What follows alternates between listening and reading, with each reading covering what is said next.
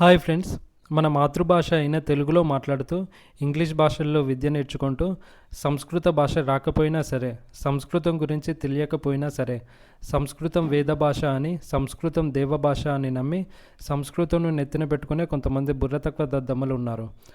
ఆ దద్దమ్మల కోసమే మనం ఈ పోస్ట్ పెట్టాం. దానికి కారణం మన తెలివి తక్కువ బ్రెయిన్ లేని వెంకట చాగంటి బ్రెయిన్ యాక్టివ్ అవ్వడం గురించి మాట్లాడారు. మీరు వెంటనే ఎవరైతే 22 మందికి సంస్కృతం రాదో వాళ్ళకి బ్రెయిన్ యాక్టివ్ అవ్వలేదు ఆ రీజియన్స్లో.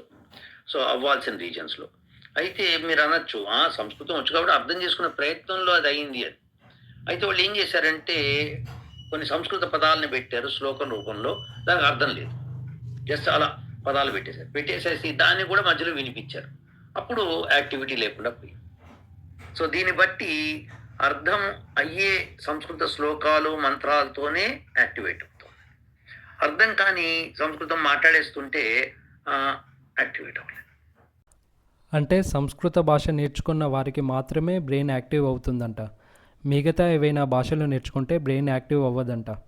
ఇలాంటి బుర్రతక్కువ మాటలు మాట్లాడే వారిని బుర్రతక్కువ అనకపోతే ఇంకేమనాలి. సంస్కృత భాష కాదు, ఎలాంటి భాష నేర్చుకున్నా సరే, ఎలాంటి విషయాలు నేర్చుకున్నా సరే బ్రెయిన్ యాక్టివ్గానే ఉంటుంది. ఏదైనా క్లిష్ట విషయాలు నేర్చుకుంటే బ్రెయిన్ యాక్టివిటీ ఎక్కువ అవుతుంది. కానీ భూమి మీద ఎలాంటి పనికొచ్చే విషయాలు లేవన్నట్టుగా బ్రాహ్మణులకు మాత్రమే పనికొచ్చే సంస్కృతం నేర్చుకోవడం వల్ల ఎలాంటి ఉపయోగం? దైవం మంత్రాధీనం, మంత్రం బ్రాహ్మణాధీనం. ఆధీనం అంటే దైవం అనేది బ్రాహ్మణ ఆధీనం. అంటే దైవం బ్రాహ్మణుడి ఆధీనంలో ఉండాలి అనేది బ్రాహ్మణ ప్రయత్నం. దానికి కారణం మంత్రం, సంస్కృతం. సంస్కృతంని బ్రాహ్మణ ఆధీనంలోనే ఉంచుకొని దైవంని తమ ఆధీనంలో ఉంచుకునే ప్రయత్నం చేశారు. అందుకే సంస్కృతంను దేవభాష అని చెప్పి ఎవరికీ అందించకుండా బ్రాహ్మణ ఆధీనంలోనే ఉంచుకున్నారు. అందుకే సంస్కృతం ఒక పనికిరాని భాషగా మారిపోయింది. అలాంటి సంస్కృత భాషని గొప్ప భాషగా, దేవభాషగా, పనికొచ్చే భాషగా చేయాలి అని చెప్పి సంస్కృతం రానివారు కూడా సంస్కృతంను నెత్తిన పెట్టుకొని కింద మీద పడుతున్నారు. సంస్కృతంని మీరు నెత్తిన పెట్టుకోండి, కానీ ఆ ప్రాసెస్లో తెలుగును అవమానం చేస్తే మాత్రం చెప్పు తెగుద్ది. తెలియని వాడికి సంస్కృతం నుంచి ఏం మాట్లాడతాడు? ఒక్క మొక్క సంస్కృతం రాదు, తెలుగే సరిగ్గా రాదు. అలాంటి వాడికి సంస్కృతం ఏమొస్తుంది? వెంకట చాగంటి గారికి తెలుగు బాగా వస్తుంది, తెలుగు బాగా చదువుతాడు, కావాలంటే చూడండి. సంస్కృతిని నెత్తిన పెట్టుకుని నిజాయితీ లేని బుర్ర తక్కువ దద్దమ్మలకి నా ప్రశ్న ఏమిటంటే, ఇప్పటి నుండి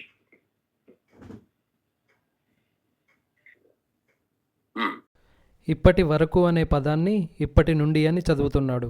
అంత బాగా వచ్చు ఈయనకి తెలుగు. సంస్కృతం అంత గొప్ప భాష అయితే సంస్కృతంలోనే ఛానల్ పెట్టుకోవచ్చు కదా. తెలుగులో ఈ ఛానల్ పెట్టుకొని తెలుగులో సోదివాగుడు వాగుతూ తెలుగు వాళ్ళని ఎందుకు ఎదవల్ని చేయటం? అది విశేషం.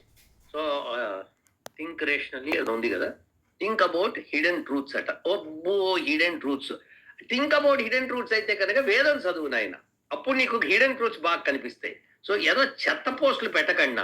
నాకెందుకు పెడతావయ్యా? నువ్వు నీ నీ యొక్క జనాభాగా పెట్టుకో.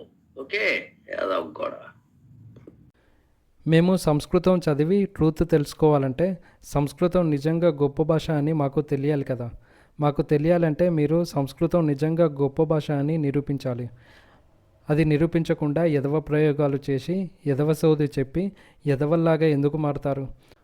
మాతోని ఎందుకు పోస్టులు పెట్టించుకుంటారు? పోస్టులు పెట్టామని చెప్పి ఎందుకు ఏడుస్తారు? మీరు ఎంత ఏడ్చినా సరే సంస్కృతం అనేది దేవభాష కాదు, శవ భాష, చచ్చిపోయిన భాష. ఆ శవాన్ని మీ ఇంట్లో దాచిపెట్టుకున్నంత మాత్రాన బ్రతికి ఉన్నట్టు కాదు, పాతి పెట్టాల్సిందే.